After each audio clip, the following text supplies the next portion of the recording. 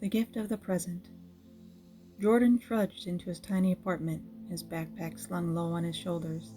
At 29, he had once dreamed of becoming a thriving architect, designing structures that would stand the test of time. But now he was bogged down by the monotony of corporate projects, looming deadlines, and a gnawing dissatisfaction he couldn't shake. One evening, after venting to his friend Maria, she handed him a slim envelope. "This might help," she said with a knowing smile. Inside was an invitation to a workshop titled "The Present, a Gift to Yourself." Skeptical but desperate, Jordan attended. The facilitator, an older man named Mr. Carter, started by asking the group, "What is the most valuable gift you can give yourself?" Answers ranged from money to time, but Mr. Carter shook his head. "The most valuable gift is the present, not a physical gift, but the ability to embrace where you are and who you are right now." Jordan frowned. How could he embrace something he wanted to escape? Sensing his confusion, Mr. Carter began to tell a story that seemed tailor-made for Jordan's predicament. The Carpenter and the Gift. Once there was a young carpenter named Theo. Theo was highly skilled and passionate, but he was stuck building mundane wooden fences. He dreamed of crafting ornate furniture, but his current job felt like an insurmountable hurdle. One day, an old mentor named Anna visited Theo. She handed him a note that read, "Be in the present, learn from the past, plan for the future." Confused, Theo asked, "What does that mean?" Anna explained, "Most people live in two places, the past, which they regret, or the future, which they fear. But real joy and progress come when you live in the now.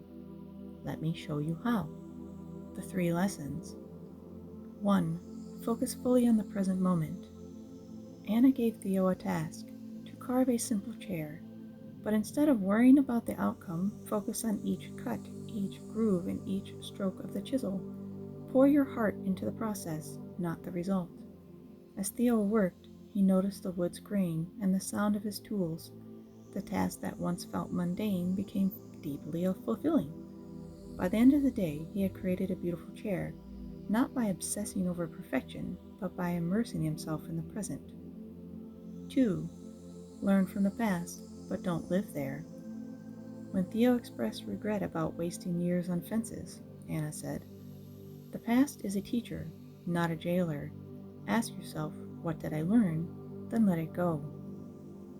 Theo realized he had honed his craftsmanship on those fences. They weren't a waste.